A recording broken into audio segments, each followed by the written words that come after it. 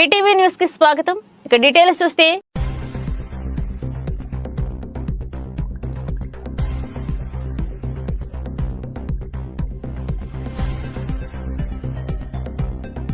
Teenage అమ్మాయిల నుంచి child bearing age వరకు అంటే పిల్లల్ని కనే వయసు స్త్రీల దాకా ఎక్కువగా వేధిస్తున్న సమస్య పీసీఓడి. ఇది అండాశయంలో నీటి బుడగల సమస్య. ఈ సమస్య దీర్ఘకాలంలో అధిక బరువు, ఒకసారి షుగర్ లాంటి మెటబాలిక్ సిండ్రోమ్కి దారితీస్తుంది. ఈ పీసీఓడిని పీసీఓఎస్ సిండ్రోమ్ అని ఎప్పుడు అంటుంటారు.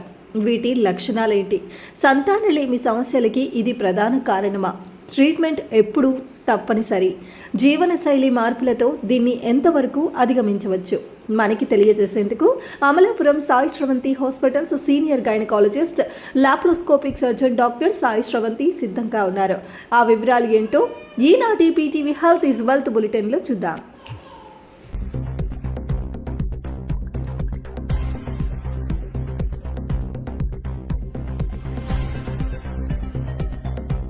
Welcome to PTV news. ఈరోజు మన టాపిక్ వచ్చి మహిళలకు సంబంధించి పీసీఓడి సమస్యల కోసం. స్త్రీలలో నెలసరి సమయంలో తీవ్ర రక్తస్రావంతో బాధపడుతున్నారా? ఈ సమయంలో చాలామంది డిప్రెషన్కి, ఆందోళనకి లోనవుతున్నారా?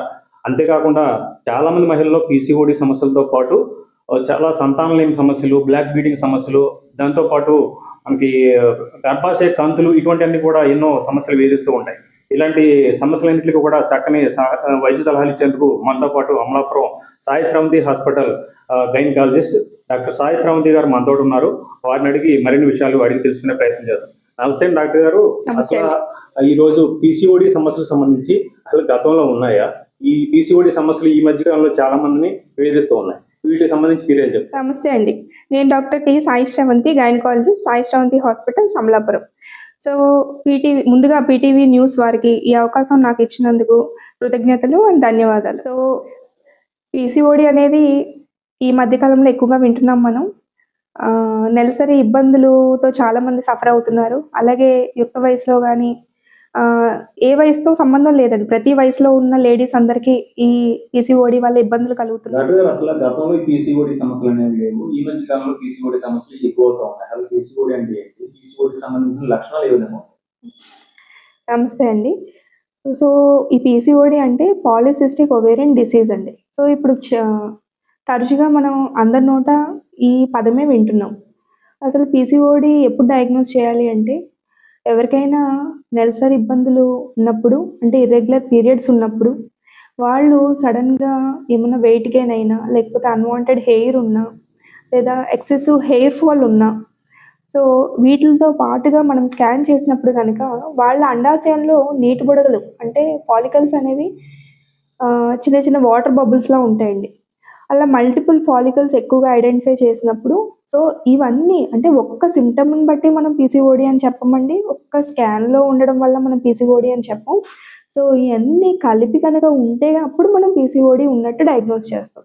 ఇప్పుడు కొంతమందిని తీసుకోండి, సిమ్టమ్స్ ఏమీ ఉండవు, వాళ్ళకి నెలసరి ఇబ్బందులు ఉండవు, హెయిర్ ఫాల్ ఉండదు, కానీ వాళ్ళకి యాక్సిడెంటల్గా ఏ కడుపు నొప్పి స్కాన్ చేస్తే లైట్గా స్కానింగ్లో మైల్డ్ పీసీఓడి అని ఇస్తారు. అసలు వాళ్ళకి కంగారు పడాల్సిన అవసరమే లేదు. అయితే వాళ్ళు ఏమన్నా ఆహారపు అలవాట్లు కానీ, శారీరక వ్యాయామంలో మార్పులు కానీ చేసుకోవాల్సి ఉంటుంది. ఎందుకంటే ఫ్యూచర్లో వాళ్ళు కంప్లీట్గా సిమ్టమాటిక్ పీసీఓడి అయ్యే అవకాశం ఉంటుంది. సో పీసీఓడి స్కాన్లో ఇచ్చిన వెంటనే ఎవరు కంగారు పడక్కర్లేదండి.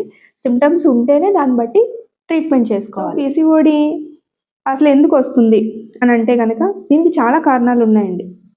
దీనికి జెనెటిక్ ప్రీడిస్పోజిషన్ కూడా ఉంది. కొంతమందిలో జీన్స్ వల్ల కూడా, అంటే వాళ్ళ తల్లికి కానీ అమ్మమ్మకి కానీ ఇది ఉన్నట్టయితే ఆ పిల్లలకు కూడా వచ్చే అవకాశం ఉంటుంది. మెయిన్గా పీసీఓడి అనేది మెటబాలిక్ డిసీజ్ అండి. అంటే వాళ్ళ శరీరంలో హార్మోన్స్ ఇంబ్యాలెన్స్ క్రియేట్ అవ్వడం వల్ల వస్తుంది. సో ఈ హార్మోన్స్ ఇంబ్యాలెన్స్ అనేది క్రియేట్ అవ్వడానికి ఆ పాప యొక్క, ఇప్పుడు యుక్త వయసులో ఉన్న పాప యొక్క ఆహారపు అలవాట్లు, దాని యొక్క శారీరక వ్యాయామం చేయకపోవడం, దాని యొక్క స్ట్రెస్ వల్ల, ఇర్రెగ్యులర్గా స్లీప్ ప్యాటర్న్ ఉండడం వల్ల, సో ఇలాగా ఈ అన్ని ఫ్యాక్టర్స్ కలిస్తే ఆ పాపకి పీసీఓడి వచ్చే అవకాశం ఉంటుంది. సో ఇది పర్సనల్ హ్యాబిట్స్ వల్ల ప్లస్ ఎన్విరాన్మెంటల్ ఫ్యాక్టర్స్ వల్ల కూడా కలుగుతుంది. And some times genetic predisposition ఉంటుంది అని కూడా చెప్తుంటారు. అది ఆల్రెడీ మనం మాట్లాడుకున్నాం. డాక్టర్ గారు, అలా పీసీఓడి అనేది ఈ మధ్య కామన్ అయిపోయింది. దీనికి ఇర్రెగ్యులర్ పీరియడ్స్ అనేది కారణం అంటారా? సో ఇర్రెగ్యులర్ పీరియడ్స్ అనేవి నార్మల్గా కూడా రావచ్చండి. సో ఇప్పుడు పీసీఓడి అనగానే మనం కంగారు పడిపోవాల్సిన అవసరం లేదు. పీసీఓడి ఉన్నప్పటికీ ఆ పేషెంట్ అబ్సల్యూట్లీ నార్మల్గా ఉండొచ్చు. ఓకేనా? సో పీసీఓడిలో మైల్డ్, మోడరేట్, సివియర్ ఉంటుందండి. చాలామంది ఇప్పుడు ఓపీకి వస్తున్నారు, పిల్లలు కాలేజ్ స్టూడెంట్స్ వస్తున్నారు.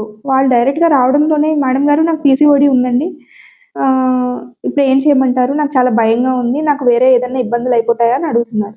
సో అసలు ఈ పీసీఓడి అనేది ప్యానిక్ అవ్వాల్సిన పని ఏం లేదండి. కొంతమంది వస్తున్నారు, వాళ్ళకి సివియర్ పీసీఓడి ఉంటుంది, అంటే చాలా ఒబేస్గా ఉంటున్నారు, సివియర్గా యాక్ని ఉంటుంది, అన్వాంటెడ్ హెయిర్ ఉంటుంది, వాళ్ళు చాలా క్యాజువల్గా ఉంటున్నారు. సో ఏంటంటే అవగాహన రాహిత్యం లేకుండా, అతిగా ప్యానిక్ అవ్వకుండా మనకి ఎంతవరకు నాలెడ్జ్ గెయిన్ చేసుకుని ఈ పీసీఓడిని మనం అధిగమించవచ్చండి. పీసీఓడి అనేది ఇన్ఫెర్టిలిటీపై ఎలాంటి ప్రభావం చూపుతుంది డాక్టర్ గారు? అసలు ఈ మధ్యకాలంలో చాలా మంది సంతానలేమి సమస్యలతో ఎక్కువ బాధపడుతున్నారు కదా, దీని గురించి మీరు ఏం చెప్తారు? సో యుక్త వయసులో పిల్లలు ఎప్పుడైతే ఈ మైల్డ్, నేను చెప్పినట్టుగా పీసీఓడి స్టార్ట్ అవుతుందో, వాళ్ళు దాన్ని అప్పుడు నెగ్లెక్ట్ చేస్తారో, వాళ్ళు దానికి కరెక్షన్స్ చేసుకోరో, ఆ పిల్లలకి కనుక తర్వాత మ్యారేజ్ అయిన తర్వాత యూజువల్గా వాళ్ళకి వచ్చే ఇబ్బందులు ఏంటంటే, ఈ ఎగ్ అనేది రిలీజ్ అవ్వకపోవడం వల్ల వాళ్ళకి సంతానలేమిలోకి వెళ్తున్నారనమాట. సో ఎర్లీ డయాగ్నోసిస్ చేసుకుని ప్యానిక్ అవ్వకుండా దానికి ప్రాపర్గా వాళ్ళు మెజర్స్ తీసుకున్నట్టయితే వాళ్ళకి తర్వాత ఫర్టిలిటీ ఇష్యూస్ అనేవి రాకుండా ఉంటాయి. పీసీఓడి అనే దాని గురించి ఒకటి, పీసీఓఎస్ అనేది తేడా ఏంటి? అసలు ఈ రెండింటి గురించి మనకి అసలు వ్యత్యాసం ఏంటంటే? పీసీఓడి అంటే అండి పాలిసిస్టిక్ ఓవేరియన్ డిసీజ్. పీసీఓఎస్ అంటే పాలిసిస్టిక్ ఓవేరియన్ సిండ్రోమ్. సో మీరు ఇందులో గమనించాల్సింది ఏంటంటే, సో ఈ పీసీఓడి స్టార్టింగ్ దశలో ఉన్నప్పుడు పీసీఓడి అంటాం. అది సివియర్ దశలో వెళ్ళినప్పుడు అది బాడీ మీద వేరే వేరే ఇబ్బందులు కూడా, అంటే ఎంటైర్ సిస్టమిక్ డిజార్డర్ అయినప్పుడు దాన్ని సిండ్రోమ్ అని మనం చెప్పడం జరుగుతుంది.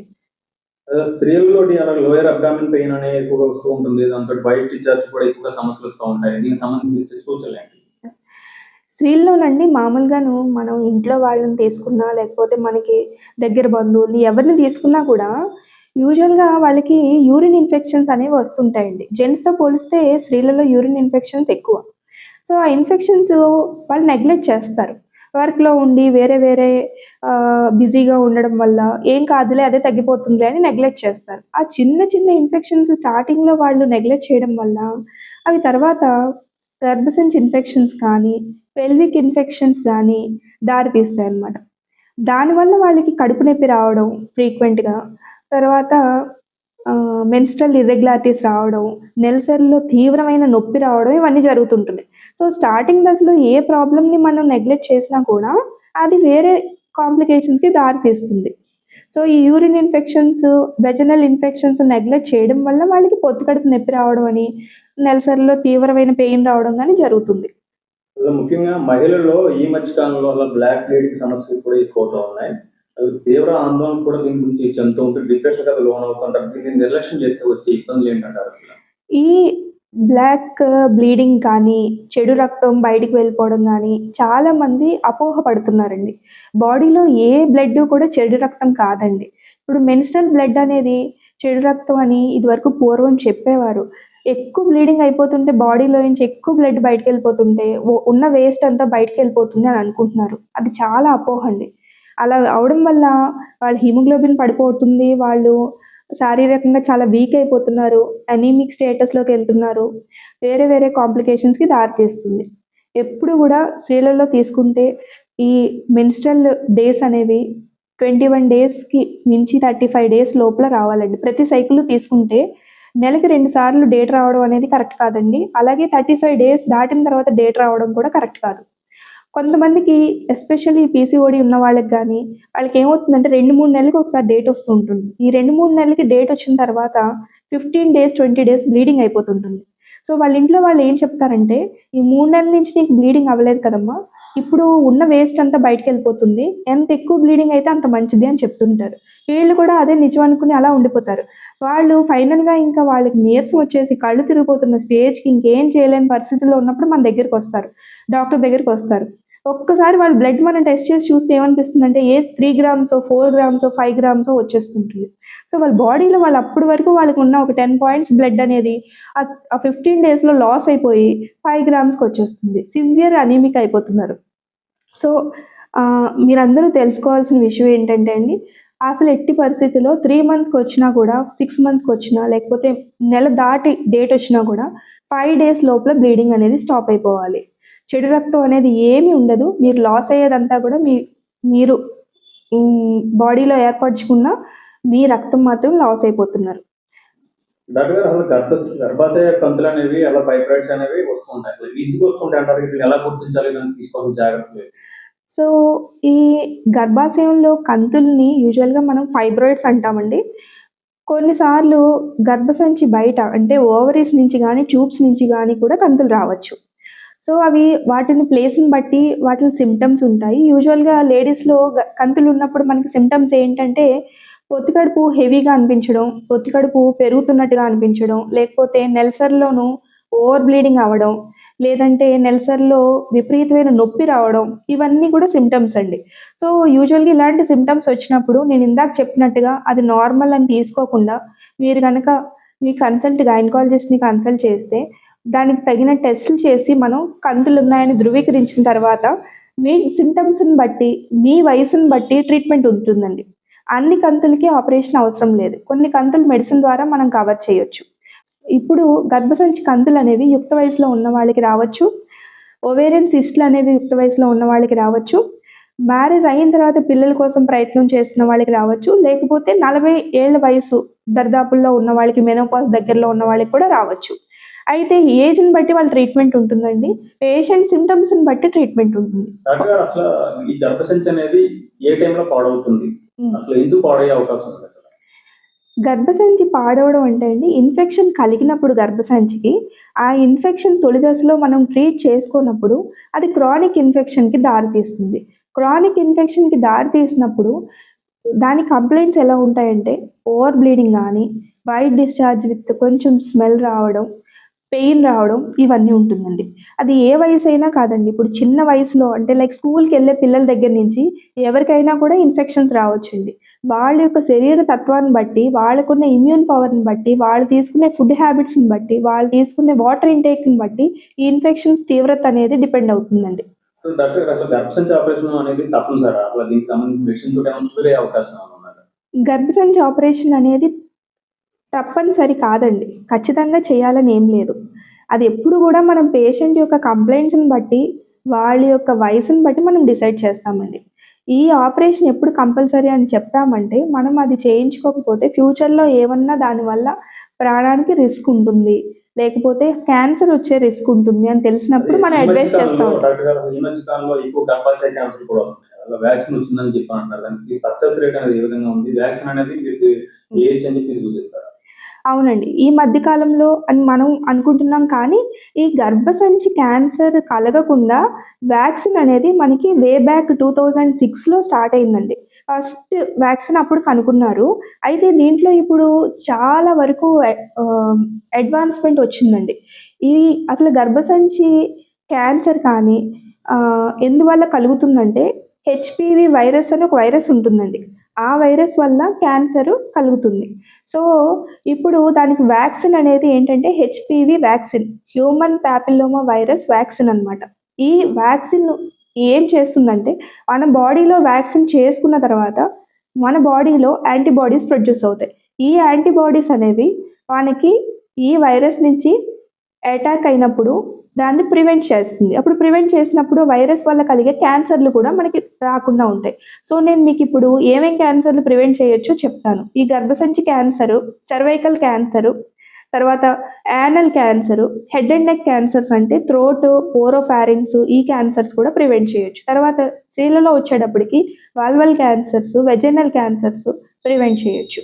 అండ్ జెంట్స్లో వచ్చేటప్పటికి పెనిస్ క్యాన్సర్స్, యానల్ క్యాన్సర్స్ కూడా ప్రివెంట్ చేయొచ్చు. సో ఈ వ్యాక్సిన్ అనేది మనం ఏ వయసు వాళ్ళకి తీసుకోవాలి అంటే 9 సంవత్సరాలు దాటిన ఆడపిల్లలకి, మగపిల్లలకి 45 సంవత్సరాల వరకు కూడా ఈ వ్యాక్సిన్ ఇవ్వాలండి. ప్రతి ఆడపిల్ల 9 సంవత్సరాలు దాటిన తర్వాత ఈ వ్యాక్సిన్ ఇవ్వాలి. అలాగే ఈ వ్యాక్సిన్ ఆ అబ్బాయిలకు కూడా ఇవ్వాలండి. సో అసలు మెయిన్ పాయింట్ అర్థం చేసుకోవాల్సింది ఏంటంటే ఈ వైరస్ ఇన్ఫెక్షన్ అబ్బాయిల నుంచి వస్తుందండి. సో బిఫోర్ మ్యారేజ్ కనుక మనం ఈ వ్యాక్సిన్ ఇచ్చినట్టయితే మనం వాళ్ళకి లైఫ్ లాంగ్ ఈ క్యాన్సర్స్ రాకుండా ప్రివెంట్ చేయగలం. లైఫ్ టైం ఈ వ్యాక్సిన్ అనేది ఒకసారి సరిపోతుందంటారా? రెగ్యులర్ గా ఎప్పుడైనా మనకి ఇయర్లీ వన్స్ అని కానీ తీసుకోవాలంటారా ఈ వ్యాక్సిన్? ఈ హెచ్పివి వ్యాక్సిన్ అనేదండి వయసుని బట్టి డోసులు ఇవ్వడం జరుగుతుంది.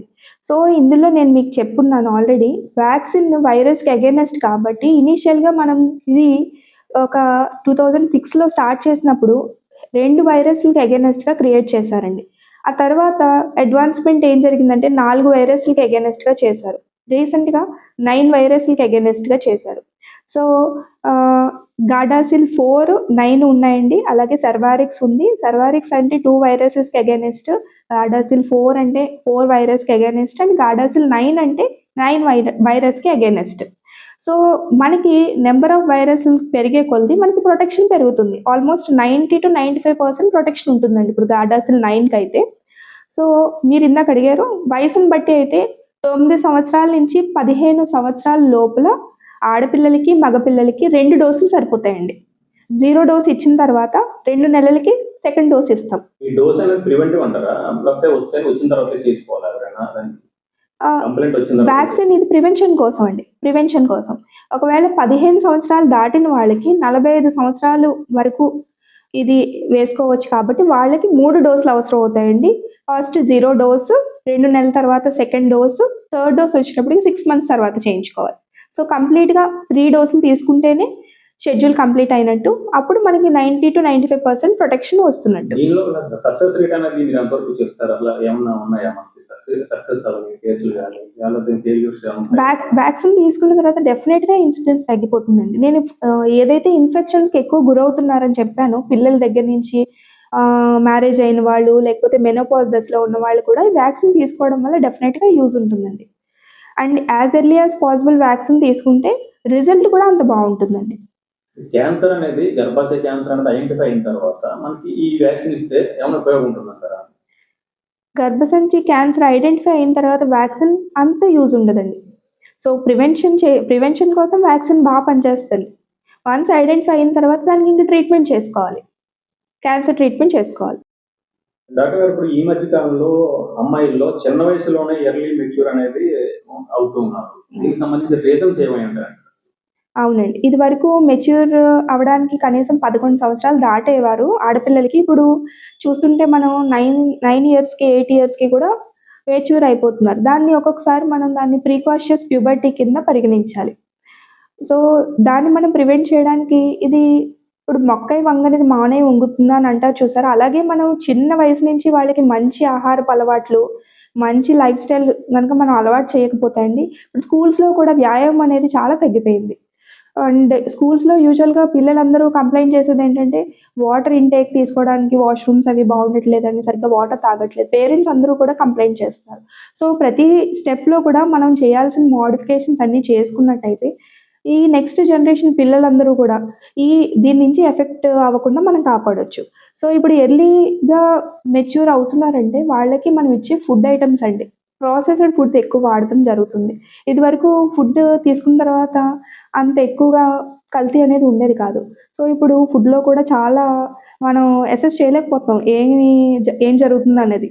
సో ఫుడ్ మోడిఫికేషన్స్ వల్ల అండి, తర్వాత ఎన్విరాన్మెంటల్ చేంజెస్ కూడా వచ్చినాయండి దానివల్ల, తర్వాత మోడర్న్ లైఫ్ స్టైల్ స్ట్రెస్ వల్ల, ఫోన్ యూసేజ్ వాటి వల్ల రెగ్యులర్గా స్లీప్ ప్యాటర్న్ ఉండట్లేదు, దానివల్ల కూడా స్ట్రెస్ డెవలప్ అవుతుంది.